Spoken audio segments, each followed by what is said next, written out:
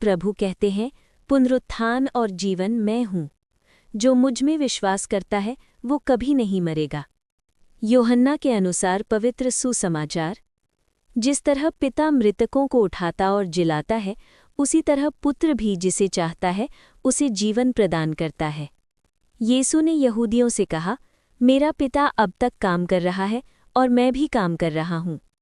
अब यहूदियों का उन्हें मार डालने का निश्चय और भी दृढ़ हो गया, क्योंकि वो न केवल विश्राम दिवस का नियम तोड़ते थे, बल्कि ईश्वर को अपना निजी पिता कहकर ईश्वर के बराबर होने का दावा करते थे। यीशु ने उससे कहा, मैं तुम लोगों से कह देता हूँ, पुत्र स्वयं अपने से कुछ भी नहीं कर सकता। वो केवल वही कर सकता है जो पिता को करते देखता है। जो कुछ पिता करता है वही पुत्र भी करता है, क्योंकि पिता पुत्र को प्यार करता है और वो स्वयं जो कुछ करता है उसे पुत्र को दिखाता है।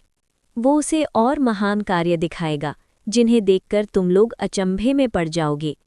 जिस तरह पिता मृतकों को उठाता और जिला देता है, उसी तरह पुत्र भी जिसे चाहता है उसे जीवन प्रदान करता है।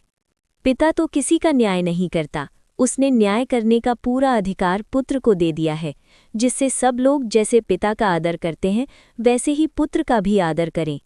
जो पुत्र का आदर नहीं करता वो पिता का, जिसने पुत्र को भेजा है, आदर नहीं करता।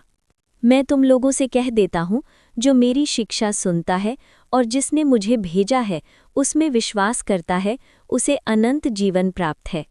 वो दोषी नहीं ठहराया जाएगा, वो तो मरण को पार कर जीवन में प्रवेश कर चुका है। मैं तुम लोगों से कह देता हूँ, वो समय आ रहा है, आ ही गया है, जब मृतक ईश्वर के पुत्र की वाणी सुनेंगे, और जो सुनेंगे उन्हें जीवन प्राप्त होगा। जिस तरह पिता स्वयं जीवन का स्रोत है, उसी तरह उसने पुत्र को भी जीवन का स्रोत बना दिया और उसे न्याय करने का भी अधिकार दिया है, क्योंकि वो मानव पुत्र हैं। इस पर आश्चर्य न करो, वो समय आ रहा है जब वे सब जो कब्रों में हैं उसकी वाणी सुनकर निकल आएंगे। सत्कर्मी जीवन के लिए पुनर्जीवित हो जाएंगे और कुकर्मी नरक दंड के लिए। मैं स्वयं अपने से कुछ भी नहीं कर सकता। मैं जो सुनता हूँ उसी के अनुसार निर्णय देता हूँ, और मेरा निर्णय न्याय संगत है, क्योंकि मैं अपनी इच्छा नहीं बल्कि जिसने मुझे भेजा है उसकी इच्छा पूरी करना चाहता हूँ। प्रभु का सुसमाचार।